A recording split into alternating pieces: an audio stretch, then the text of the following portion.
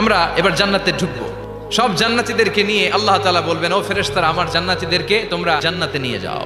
ফেরেশতারা পেছন থেকে সবাইকে নিয়ে জান্নাতে ছুটবে।